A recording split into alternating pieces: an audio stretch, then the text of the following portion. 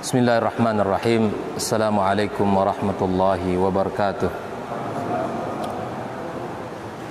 Alhamdulillahi rabbil alamin. Wassalatu wassalamu ala nabiyil mursalin wa ala alihi wa ashabihi rasulillahi ajma'in.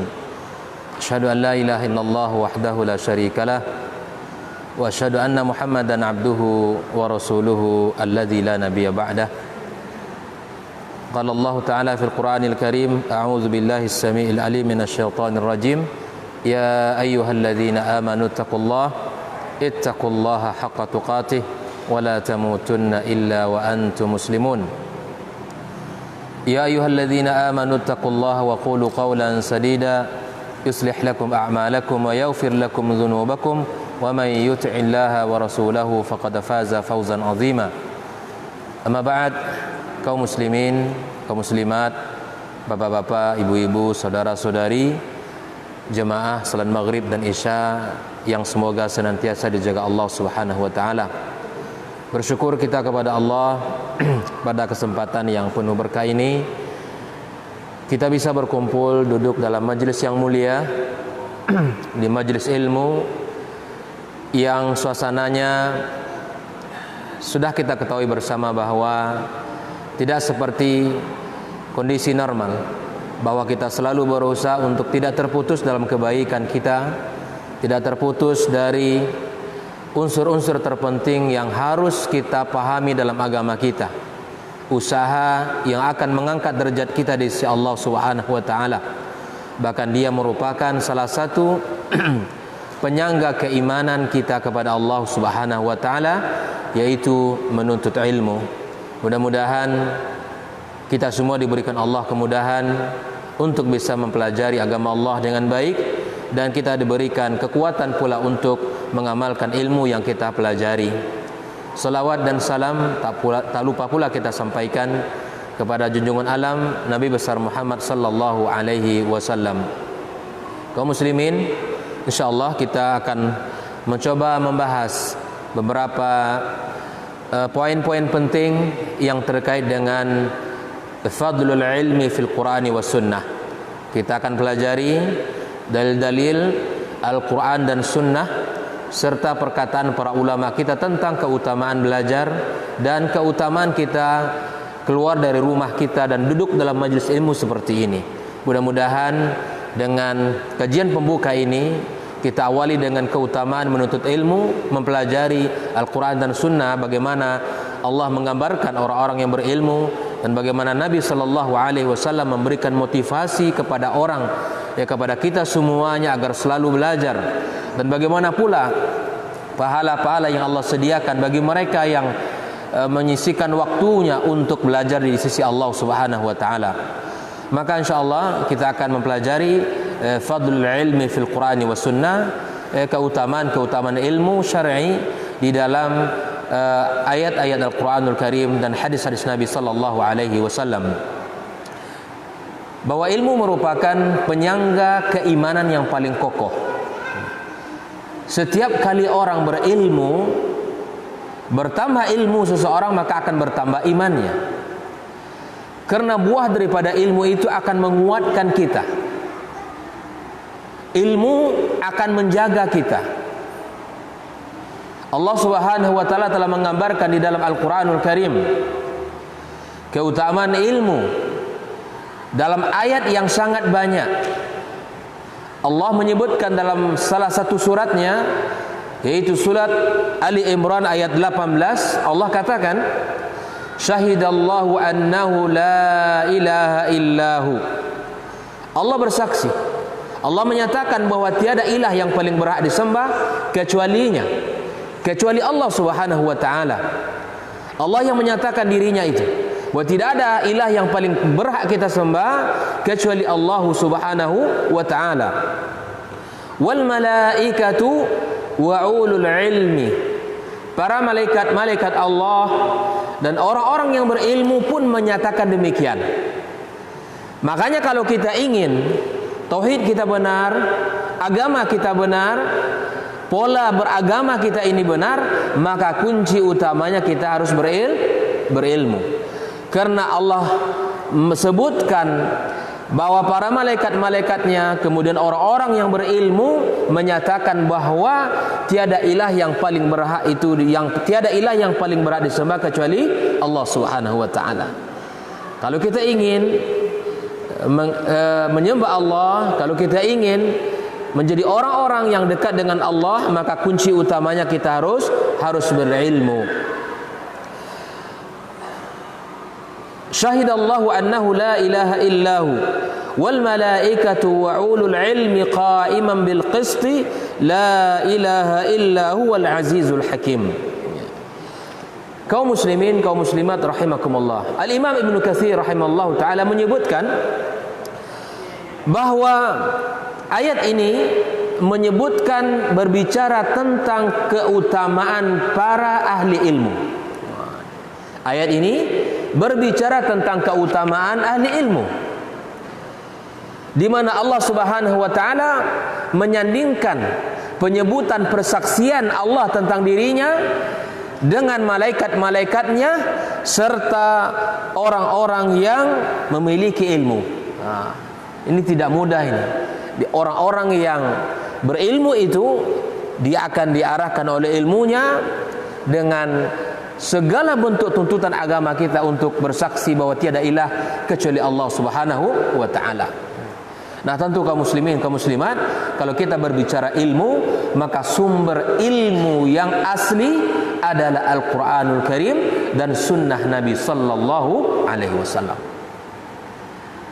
Dua sumber ini maksum. Dua sumber ini al-mawthuq. Ya, terpercaya dan telah membuktikan generasi-generasi awal yang melahirkan orang-orang hebat, mendapatkan persaksian dari Allah radhiyallahu anhum wa radu anhu. Orang-orang yang hidup di zaman Nabi, yang mengamalkan Al-Quran, yang ittiba dengan Nabi itu, maka mendapatkan persaksian dari Allah luar biasa, yaitu di mana Allah meridhai mereka. Kemudian Nabi SAW juga memberikan rekomendasi kepada mereka, khairul quruni qarni. Ini rekomendasi kaum muslimin. Ini sebuah kalimat yang harus kita ambil ibrahnya, bahwa kalau kita ingin menjadi orang-orang yang baik di sisi Allah, mulia di sisi Allah, maka kita harus berpegang kepada dua sumber ilmu yang jernih itu. Bahkan Nabi SAW katakan dalam sebuah hadisnya yang sahih, aku tinggalkan kalian dalam beragama yang sangat terang benderang. Agama Allah ini terang. Bahkan Nabi sampaikan cirinya adalah lailuha kanahariha, malamnya seperti siang. Bagaimana terangnya agama itu coba? Malamnya seperti siang. Makanya dalam sebuah ungkapan hadis, dalam istilah para ulama hadis, orang-orang yang tidak mampu mencari ilmu dari sumber aslinya, maka ibarat orang yang disebut, ada istilah dalam ulama hadis, hatibul laili. Apa itu hatibul laili? Itu orang yang mencari kayu di malam hari. Ada orang mencari kayu di malam hari, dikiranya kayu, ternyata yang lain. Itulah ibaratnya orang kalau salah dalam mencari ilmu itu. Ini jangan sampai kita ini seperti orang hatibul laili. Jangan sampai orang yang diibaratkan mencari kayu di malam hari, dikiranya kayu tapi bukan kayu. Itulah ibarat orang yang salah di dalam mengambil sumber ilmu itu. Maka mari kita makmurkan rumah Allah ini. Kita ajak keluarga kita, kita ajak anak-anak kita kaum muslimin, kita ajak saudara-saudari kita, tetangga-tetangga kita untuk duduk dalam majelis ilmu, belajar di rumah Allah Subhanahu wa taala. Karena rumah Allah ini tidak hanya berfungsi untuk ibadah kepada Allah yang berupa salat, tapi dia juga merupakan salah satu tempat yang paling baik kita untuk belajar agamanya dengan belajar ilmu syar'i, sebagaimana Rasulullah sallallahu alaihi wasallam lakukan itu di generasi awal para sahabat, di mana masjid digunakan untuk tempat belajar agama Allah Subhanahu wa taala. Mari kita mulai kaum muslimin untuk berazam, bersemangat di dalam menuntut ilmu. Ya, dalam lingkungan kita alhamdulillah sudah disediakan fasilitas, ya, waktu, tempat, dan para pengurus telah berikhtiar untuk menjadwalkan kajian-kajian. Maka mari kita ramaikan rumah Allah ini, mari kita makmurkan bersama. Karena tidak adalah orang-orang yang memakmurkan rumah Allah kecuali mereka orang-orang beriman kepadanya. Kecuali mereka beriman kepada Allah Subhanahu wa taala. Kaum muslimin, Allah juga menggambarkan di dalam Al-Quranul Karim, ternyata orang-orang yang berilmu itu Allah angkat derajat mereka. Allah tinggikan keutamaan mereka. Dan ini Allah yang menyampaikan ke muslimin.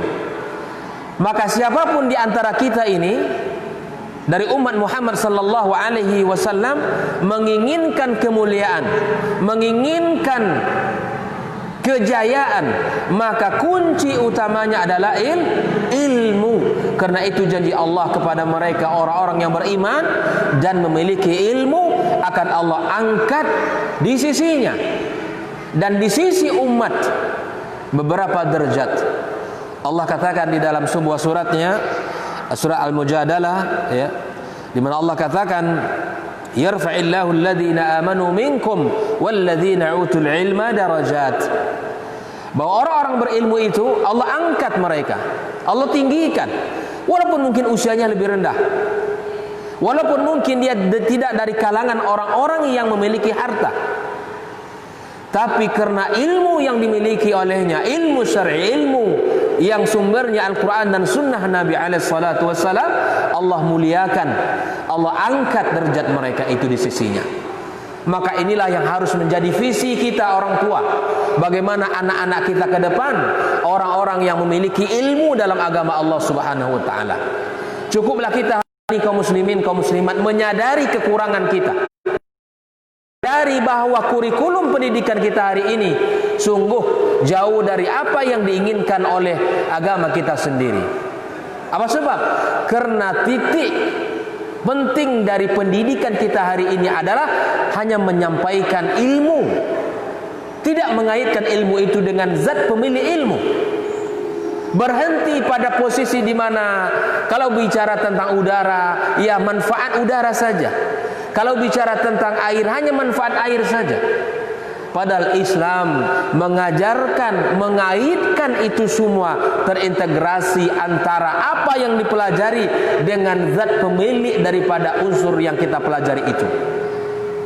Maka itu kaum muslimin, kaum muslimat, mari orang tua, para ayah bunda, ya, kita sebagai orang yang diamanahkan Allah, dititipkan anak-anak, maka mari jadikan mereka-mereka ini adalah orang-orang yang memiliki ilmu syar'i, ilmu agama, yang satu hari nanti mereka akan hidup di masa yang bukan di masa kita.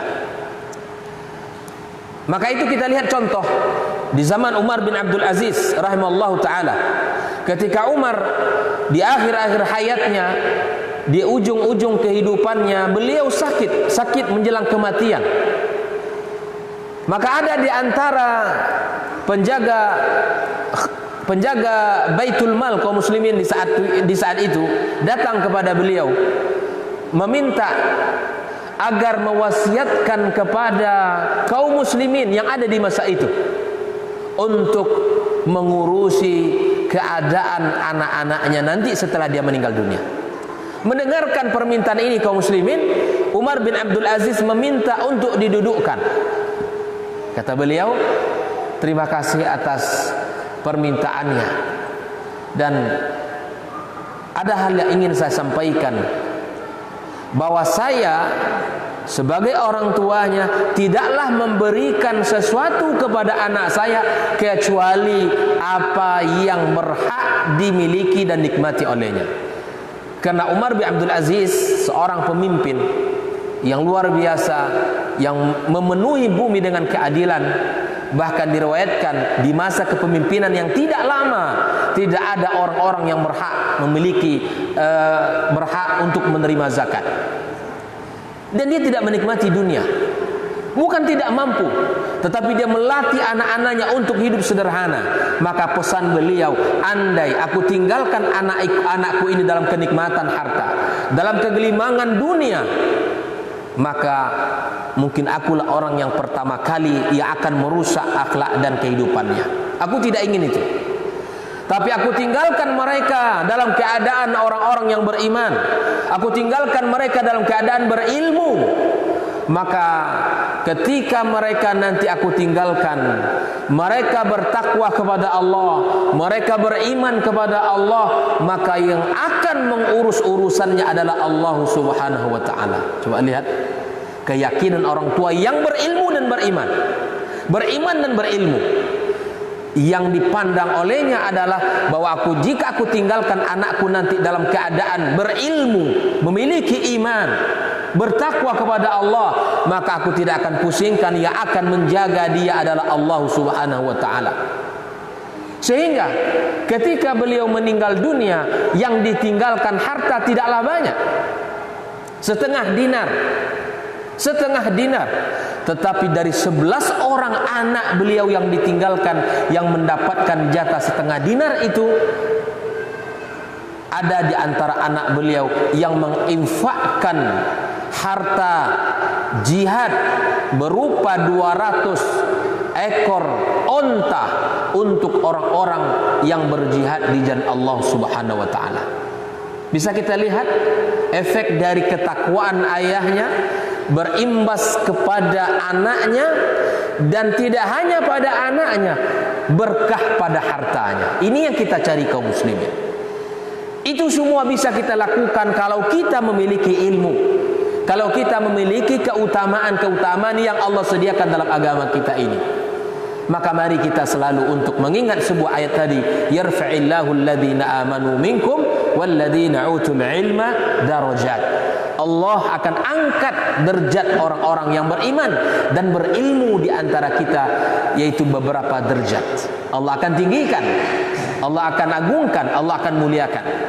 Makanya Nabi SAW katakan, Inna Allah yarfa' bihadzal Qur'an akwaman wa yadha' bihi akharin. Allah akan angkat kondisi suatu kaum, Allah akan angkat sebuah negara, Allah akan angkat sebuah masyarakat dengan Al-Quranul Karim.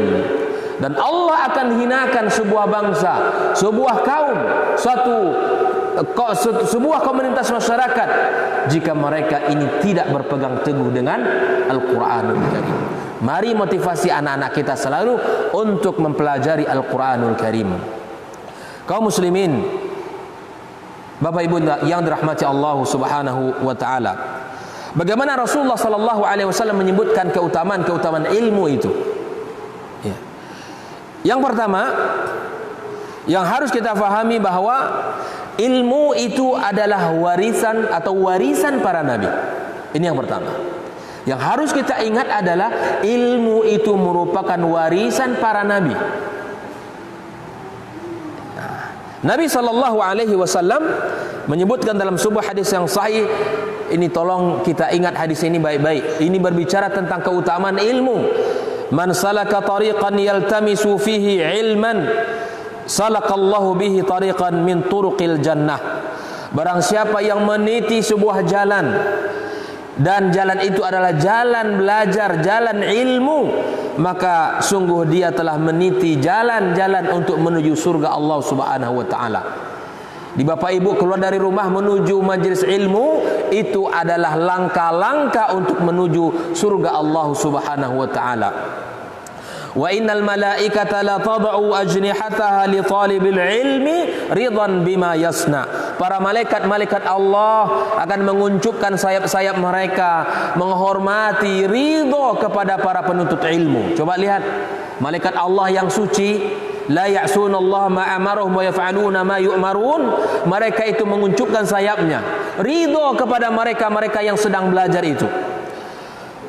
Kemudian wa innal 'alima la yastaghfiru lahu man fis samawati wa man fil ard. Orang-orang yang berilmu akan didoakan oleh makhluk-makhluk Allah yang ada di langit dan makhluk-makhluk Allah yang ada di muka bumi ini. Didoakan oleh mereka. wal hitanu fi jawfil ma, sampai ikan-ikan yang ada dalam air pun mendoakan orang-orang yang belajar. Coba lihat, ikan Pak yang ada dalam air sana mendoakan orang-orang yang berilmu itu. Wa inna fadlal alim 'alal 'abidi ka fadlil qamari lailatal badar 'ala sairil kawakib. Sungguh keutamaan orang-orang yang berilmu jika dibandingkan dengan ahli ibadah adalah seperti malam purnama, sebuah malam purnama di atas bintang-bintang yang lain. Malam purnama yang terang itu apa? Adalah bulan. Begitulah keutamaan cahaya orang-orang yang memiliki ilmu itu jika dibandingkan dengan orang yang ahli ibadah. Dia abid berbeda dengan alim. Al-alim dia beribadah berdasarkan ilmu, sedangkan abid hanya semangat terkadang tapi tidak dikawal dengan ilmu. Maka kalau semangat ibadah sudah muncul, maka harus ditambah dengan ilmu syar'i sehingga ibadah kita betul dan benar di sisi Allah Subhanahu wa taala. Wa innal ulama warasatul anbiya. Sesungguhnya para ulama itu adalah pewaris para nabi. Wal anbiya lam yuwarrithu dinaran wala dirhama. Para nabi tidaklah meninggalkan mewarisi dirham dan juga tidak mewariskan dinar, harta. Mereka tidak mewariskan itu semua. Yang mereka wariskan apa? Innama warasul ilma. Yang mereka wariskan itu adalah ilmu kaum muslimin. Yang mereka tinggalkan itu adalah ilmu. Yang mereka berikan kepada kita adalah ilmu. Faman akhadahu bihazzin wafir. Maka barang siapa yang ingin belajar, maka ambillah ilmu itu dengan sempurna. Pelajarilah dengan baik. Pelajarilah dengan baik. Sehingga kebiasaan-kebiasaan buruk atau kebiasaan beragama yang selama ini tidak berdasarkan panduan syariat, maka bisa kita tinggalkan kalau itu didasari dengan ilmu. Oleh itu kaum muslimin, kaum muslimat rahimakumullah. Yang kedua, keutamaan ilmu itu di samping di dalam warisnya para nabi adalah annahu yabqa wal malu yafna. Ilmu dan harta, kalau kita buat perbandingannya, maka ilmu itu akan selalu kekal, adapun harta akan sirna. Abu Hurairah radhiyallahu taala anhu, salah seorang sahabat Nabi yang fakir, sahabat Nabi yang tidak memiliki kekayaan. Bahkan beliau sampai jatuh karena lapar, menahan lapar yang ada dalam dirinya. Sampai para sahabat mengatakan, ya dia ini mendapati sebuah penyakit. Dia mengatakan, demi Allah bukan penyakit, karena aku saking laparnya aku jatuh. Tapi apa yang terjadi kaum muslimin? Mujahadah yang tinggi, kesabaran dan menuntut ilmu. Tidak ada hadis Nabi sallallahu alaihi wasallam yang kita sampaikan, yang kita pelajari bersama, kecuali di situ ada nama Abu Hurairah radhiyallahu taala anhu. Walaupun dia dari sisi usia masuk kepada Islam sudah di masa-masa akhir kehidupan Nabi sallallahu alaihi wasallam. Bukanlah sahabat yang masuk Islam sejak awal, namun keislaman Abu Hurairah bukanlah seperti sahabat-sahabat yang lain, tetapi dia berazam pada dirinya akan berusaha meningkatkan ilmu, mengejar ketertinggalan dirinya jika dibandingkan dengan para sahabat-sahabat yang lain. Berusaha dia untuk belajar. Dan ini bisa kita lakukan. Betapa banyak orang-orang tua yang usianya 50 tahun ke atas, dengan kesadaran tadi, azam yang kuat, dia Masya Allah bisa mengkhatamkan Al-Quranul Karim. Dia bisa berilmu yang sangat dalam dikarenakan azam yang kuat, semangat yang luar biasa yang ada pada diri kita. Mari kita tanamkan ini kaum muslimin, kaum muslimat rahimakumullah. Maka ilmu akan senantiasa hadir dalam kehidupan kita. Adapun harta, dia akan sirna dengan sirnanya kita. Harta itu akan kita tinggalkan ya dengan meninggalnya kita di dunia ini. Sebagaimana Nabi sallallahu alaihi wasallam katakan, ketika seorang meninggal dunia, maka yang akan mengantarnya 3 hal. Yang pertama adalah keluarganya, kekasihnya, karib kerabatnya. Yang kedua adalah harta yang dia habiskan waktu untuk mencarinya.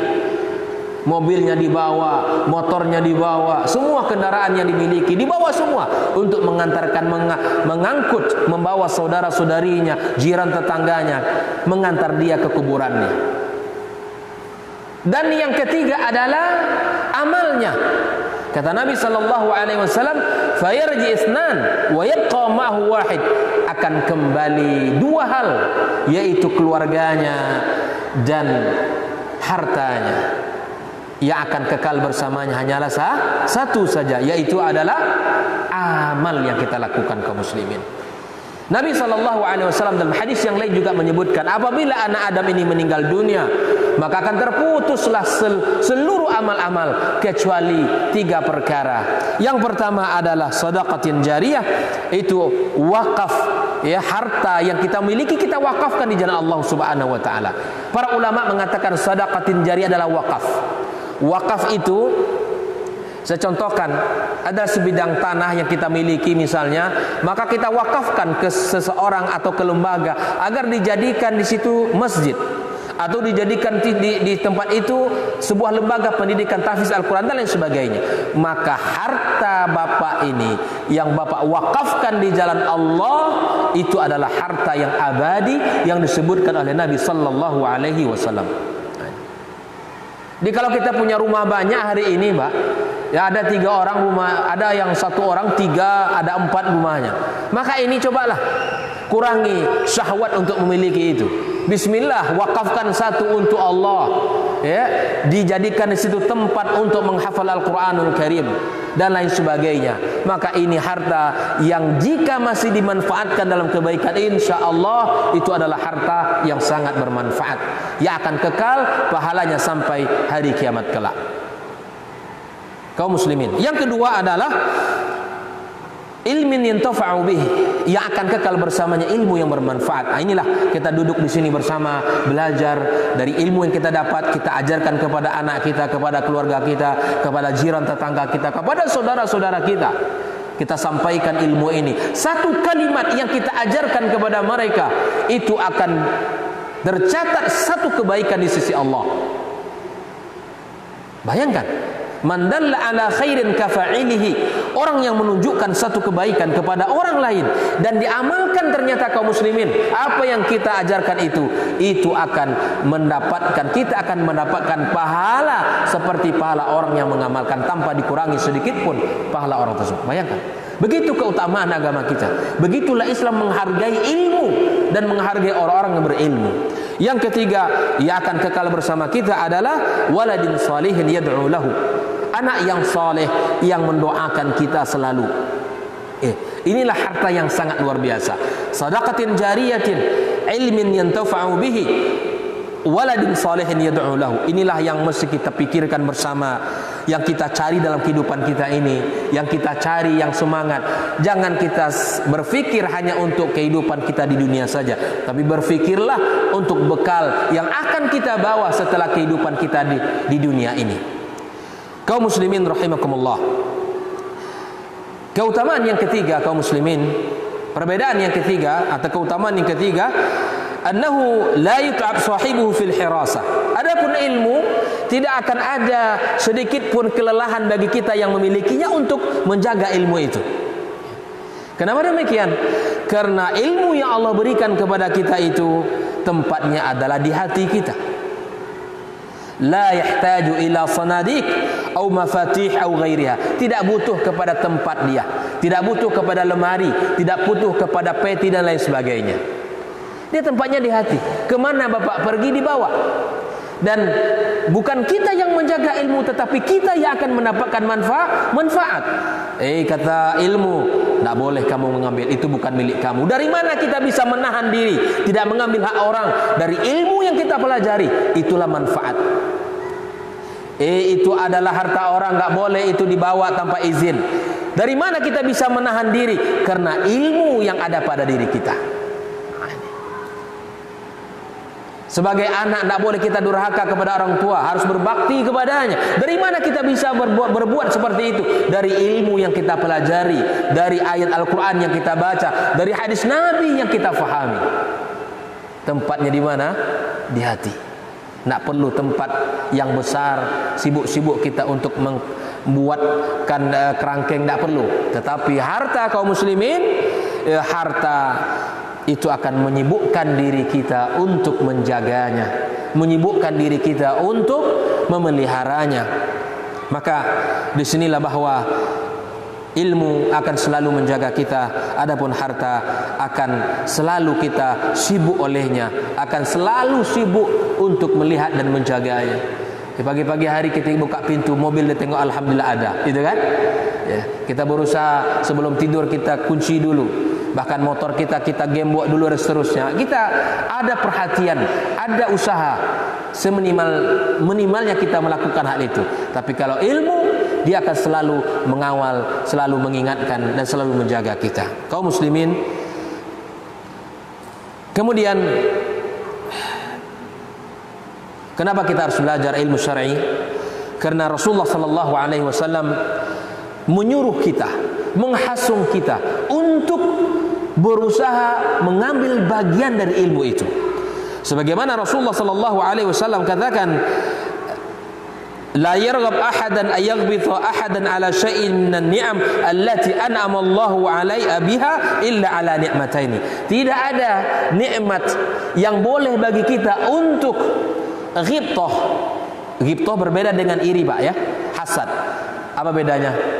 Hasad, kita nampak nikmat ada sama orang, melihat nikmat pada orang, kita melihat nikmat itu berpindah ke kita dan nikmat itu hilang darinya. Itu hasad.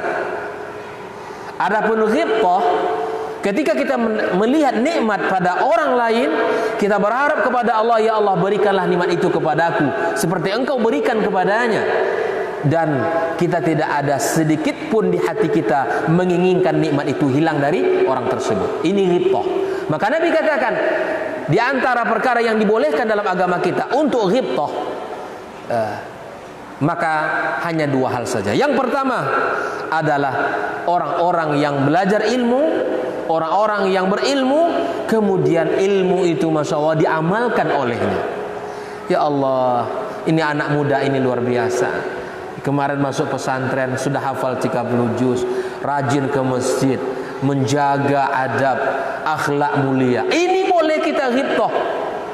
Ini boleh kita minta kepada Allah, ya Allah, aku ingin seperti dia. Mudahkan aku untuk mengamalkan ilmu.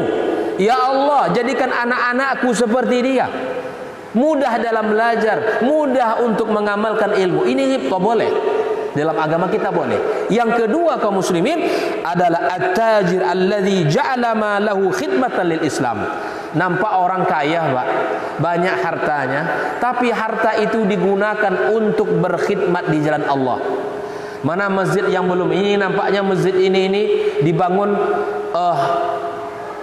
harus ada AC. Ini bukan bentuk harus pakai kipas angin. Mana pengurus masjid?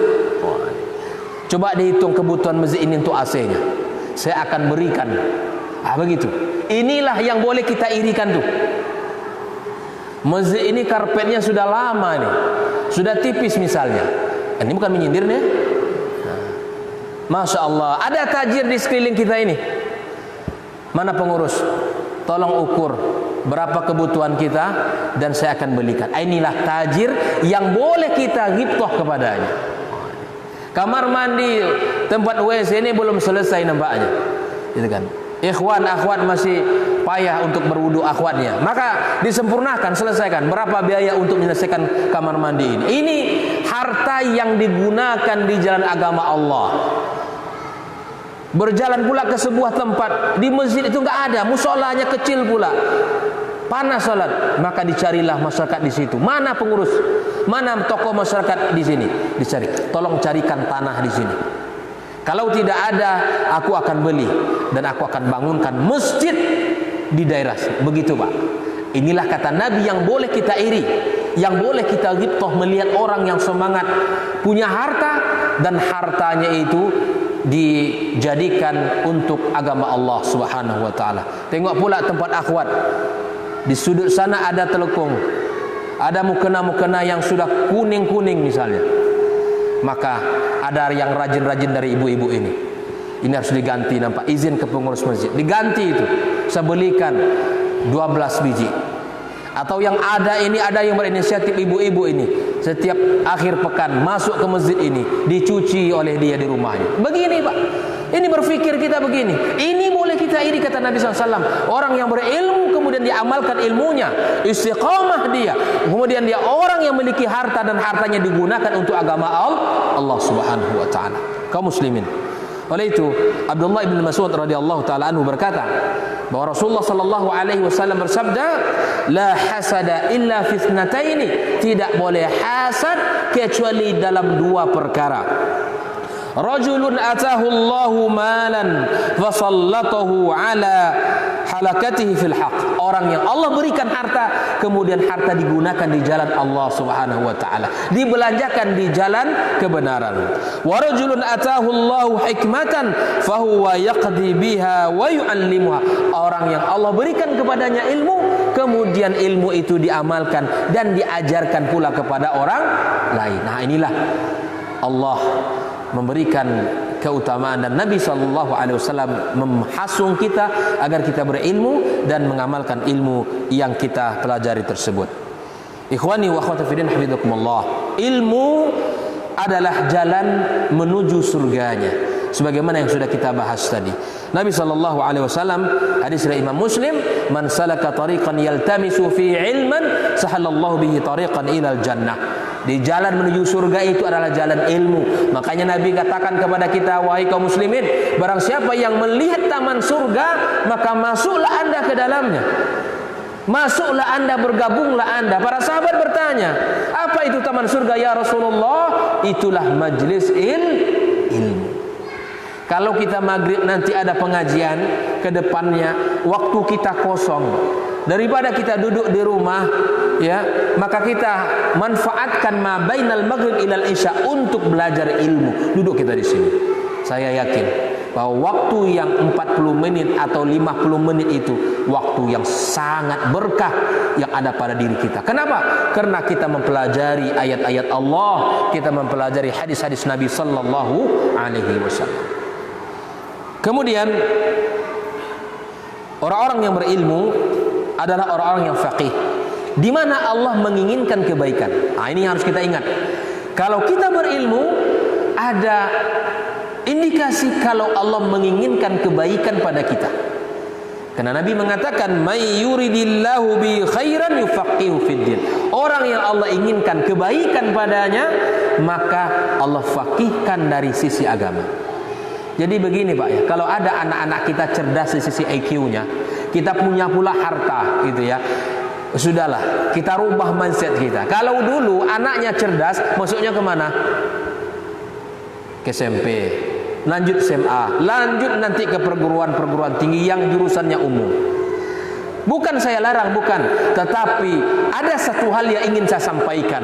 Kalau Bapak ingin bahagia dunia akhirat, bahwa Bapak ini adalah orang yang paling beruntung, maka lihatlah pada anak kita itu. Kalau kita mampu sisi ekonomi, kemudian anak kita memiliki kemauan, semangat, cerdas pula otaknya, maka bismillah, berazamlah anak ini dibimbing dia, diajak dia, digiring dia untuk belajar ilmu syar'i, belajar Al-Quran, belajar hadis, belajar fikih, belajar ilmu-ilmu yang lain. Diharapkan suatu saat nanti anak ini akan menjadi ulama. Jika ada cerdas anak kita, ya, ada nih anak kita ini masya Allah IQ-nya tinggi, ya sudah, bismillah, arahkan dia ke pesantren. Jangan kalau nakal baru masuk pesantren. Nggak ada cerita, tinggalkan cerita itu sudah. Itu dulu. Ini anak ini nakal, nih susah diatur, masuk pesantren nanti. Pesantren hanya tempat pengalihan. Pesantren tempat belajar agama. Makanya anak-anak yang tamat pesantren yang dipaksa orang tuanya bukan semakin baik, menjadi-jadi kalau udah keluar. Karena keinginannya bukan ke situ. Karena dia ada sedikit kejanggalan atau mungkin akhlaknya, kemudian bapaknya langsung, kamu masuk pesantren. Bukan begitu. Kita lihat, kalau anak kita memiliki EQ-nya tinggi, kita berharap Allah memberikan cahaya di hatinya, akan menjadikan ilmu menjadi ulama, menjadi orang-orang yang hebat dalam agama Allah Subhanahu wa taala. Maka orang-orang yang diinginkan Allah kebaikan itu Allah faqihkan dari sisi agama.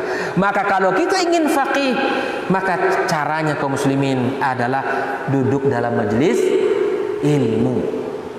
Duduk majelis ilmu. Mari kita bersama. Kita punya waktu bersama-sama. Ayo. Nikmat rasanya kaum muslimin. Kita akan merasakan ketenangan, rahmat Allah mengucur kepada kita. Kita akan disebut Allah, dipuji Allah. Dan itulah doa malaikat ya kepada kita ketika kita berdiri nanti selesai majlis, qumu maghfuran lakum. Bangkitlah, berdirilah kalian dalam keadaan diampunkan dosa kalian. Mau enggak didoakan oleh malaikat Allah? Kalau kita mau didoakan oleh malaikat Allah, kuncinya mudah, yaitu hadir dalam majelis ilmu. Itu dia. Kaum muslimin, kaum muslimat rahimakumullah. Nah, di antara keutamaan-keutamaan ilmu yang mesti kita pahami adalah azan. Baik. Kita azan dulu ya.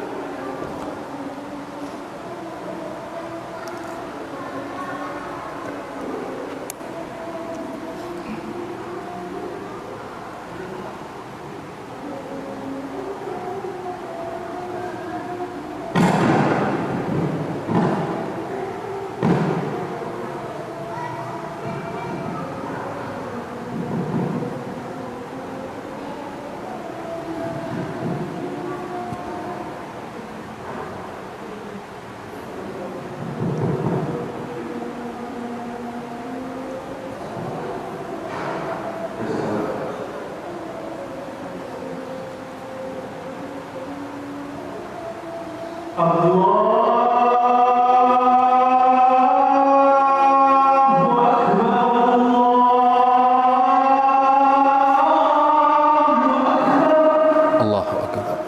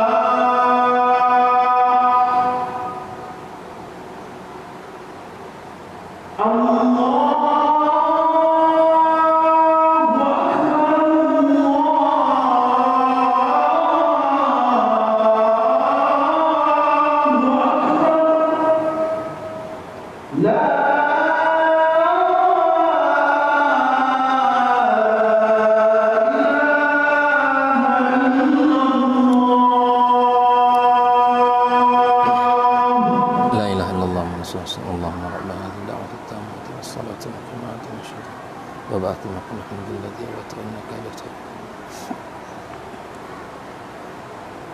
Berapa menit? Bismillahirrahmanirrahim.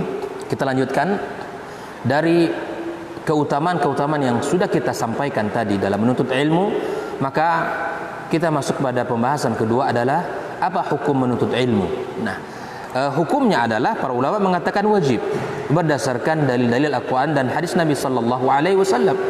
Yang pertama adalah surat Al-Alaq ayat 1 sampai 5. Allah katakan bahwa ayat yang pertama turun saja kepada Nabi sallallahu alaihi wasallam adalah ayat yang berbicara tentang ilmu. Iqra bismi rabbikal ladzi khalaq, khalaqal insana min 'alaq.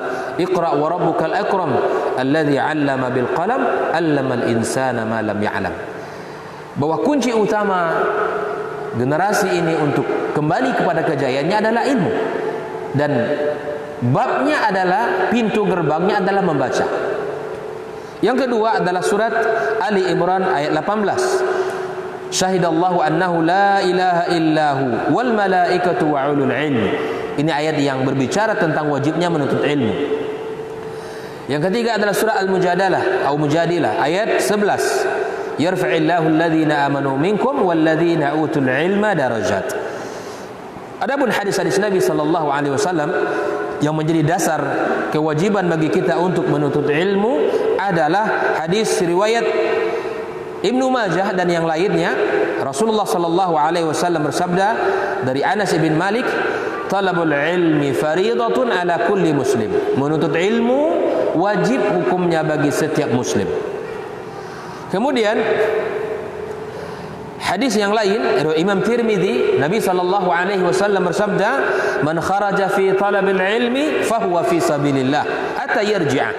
Orang yang keluar menuntut ilmu, ya, kemudian dia dalam keadaan fi sabilillah sampai dia kembali ke rumahnya, sampai dia pulang.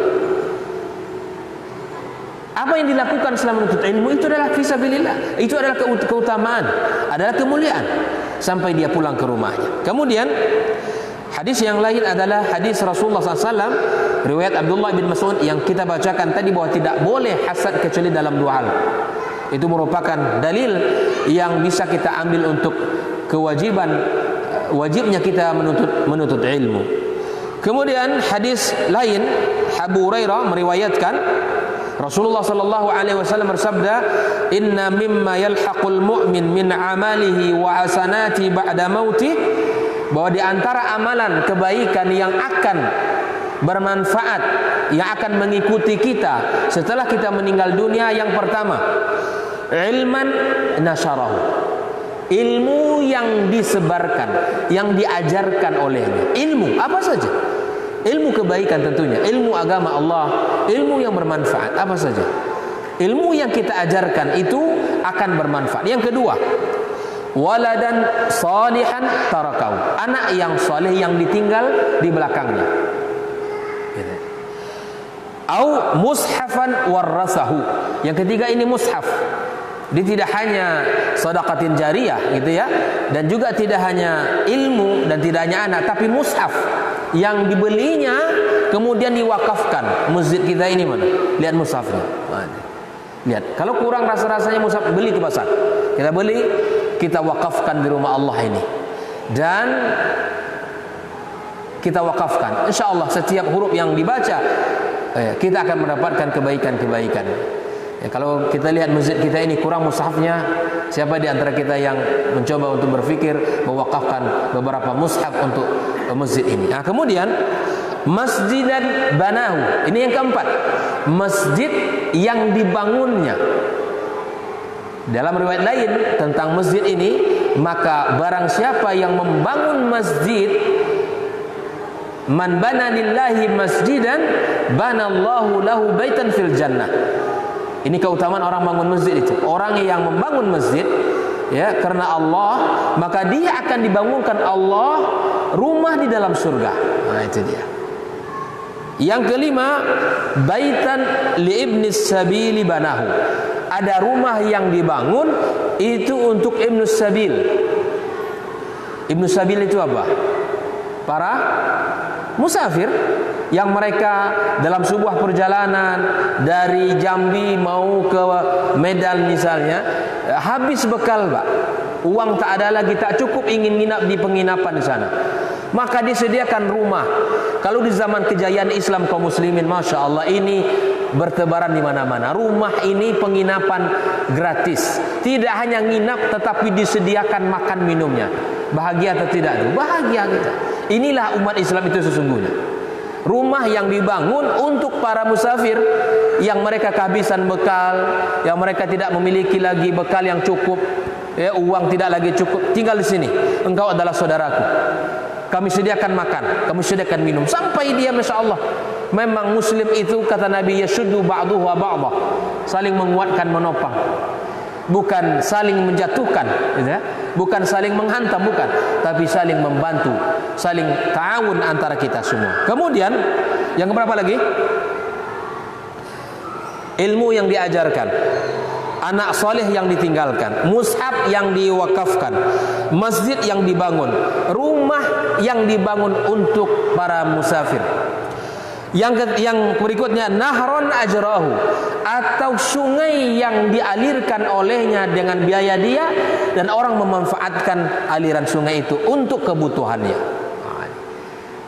Contoh, kalau di sini tidak butuh sungai, masjid ini akan ada penambahan tempat kamar mandi, tempat wudhu untuk akhwat dan ikhwan dipisah. Kita butuh sumur bor, kita butuh sumber air bersih. Saya daftar pertama. Saya ada kenal Pak di Bangkinang orangnya ini, Masya Allah, tabarakallah. Di mana informasi masjid dibangun, dia sudah datang ke pengurus masjidnya, mendaftarkan diri, berapapun nanti biayanya untuk sumber air saya akan tanggung. Saya kenal satu orang di Bangkinang itu, Masya Allah. Saya di sekolah-sekolah ya yang membutuhkan sumber air, maka dia bangun, dia yang membiayai itu semua. Berapapun biayanya, dia akan keluarkan itu, karena dia tahu hadis ini. Ternyata saya tidak punya ilmu, Ustaz, kata dia. InsyaAllah saya punya harta sedikit, Allah titipkan kepada saya akan bisa saya lakukan apa yang bisa saya lakukan dengan harta ini. Saya bisa, saya bilang, dengan cara membangun, mengalirkan air yang dimanfaatkan oleh kaum muslimin untuk wudu, ya, untuk bersuci dan lain sebagainya. Maka ini berikutnya adalah shadaqatan akhrajaha min malihi fi sihhatihi wa hayatihi, itu harta yang dikeluarkan dari kantongnya di masa hidup, di saat sehat. Bahkan infak yang baik, yang sempurna itu adalah infak yang dikeluarkan di saat kita sehat dan kita butuh. Ini harta itu sudah ingat dikeluarkan kapan? Sudah mau sakarat, baru teringat kebun itu diberikan. Ini baik, tapi tidak afdal lagi dia. Jadi kalau dalam kondisi sehat kita butuh, tapi kita wakafkan di jalan Allah, itu harta luar biasa itu. Harta sangat berkualitas insya Allah subhanahu wa ta'ala. Nah, jangan hampir-hampir sudah mau meninggal baru kita ingin nak berinfak, berwakaf. Dulu kesempatan banyak di tempat tinggalnya, musalla, masjid, ya, dan fasilitas sosial yang harus dibangun, kita seakan tidak mendengarkan kesempatan itu. Maka jangan lewatkan kesempatan-kesempatan yang akan datang ke depan. Masjid kita, mari kita lengkapkan, sempurnakan segala kebutuhan-kebutuhan kita, ya, dengan harta yang semampu kita bisa berikan bersama. Nah, inilah harta-harta yang akan amalan-amalan yang akan mengikuti kita nanti, yang akan bermanfaat bagi seorang mukmin ketika setelah meninggal dunia. Terakhir, saya akan sampaikan beberapa hadis Nabi sallallahu alaihi wasallam yang menjadi dalil bagi kita untuk wajibnya kita menuntut ilmu, seperti hadis yang disampaikan oleh Nabi sallallahu alaihi wasallam, man da'a ila huda, yang mengajak kepada sebuah petunjuk, sebuah kebaikan, kana lahu minal ajr, maka dia mendapatkan kebaikan, pahala, mithlu ujuri man tabi'ahu la yanqusu zalika min ujurihim syai'a, ya, dia akan mendapatkan pahala dari orang yang mengamalkan ilmu yang diajarkan, petunjuk yang disampaikan kepadanya, tanpa dikurangi sedikit pun dari pahala yang mengamalkan tadi. Si fulan mengamalkan kepada sahabatnya, mengajarkan sebuah ilmu. Masya Allah, diamalkan oleh sahabatnya. Sahabatnya ini ya mendapatkan pahala, dan orang yang menunjukkan kebaikan itu pun mendapatkan pahala tanpa dikurangi sedikit pun. Terakhir hadis Nabi SAW, ad-dunya mal'unah mal'unun ma fiha. Dunia ini terlaknat. Dunia ini adalah hina. Dunia ini di sisi Allah rendah, dan rendah serta hina seluruh apa yang di dalamnya. Masya Allah. Di Nabi yang mengatakan, tetapi tidaklah semuanya hina dan rendah, ada pengecualiannya. Yang pertama, zikrullahi ta'ala, berzikir kepada Allah, mengingat Allah, menyebut namanya. Yang kedua, wama wallahu wa aliman au muta'aliman. Coba lihat, di antara yang dikecualikan adalah orang-orang yang belajar, orang-orang yang berilmu. Itu tidaklah hina, tidaklah tercela, tetapi mereka itu adalah orang-orang yang mulia di sisi Allah Subhanahu wa ta'ala. Mudah-mudahan apa yang bisa kita sampaikan pada kesempatan ini menjadi bekal kita untuk bersemangat ke depannya untuk memakmurkan rumah Allah, majlis-majlis ilmu ke depannya. Mudah-mudahan diri kita dan keluarga kita ya orang-orang yang selalu belajar, semangat untuk menimba ilmu agama, sehingga Allah kumpulkan kita bersama orang-orang soleh, bersama orang-orang yang memiliki derajat yang tinggi di hari kiamat kelak. Wallahu ta'ala alim bissawab. Subhanakallahumma bihamdika asyhadu an la ilaha illa anta astaghfiruka wa atubu ilaik. Wassalamu alaikum warahmatullahi wabarakatuh.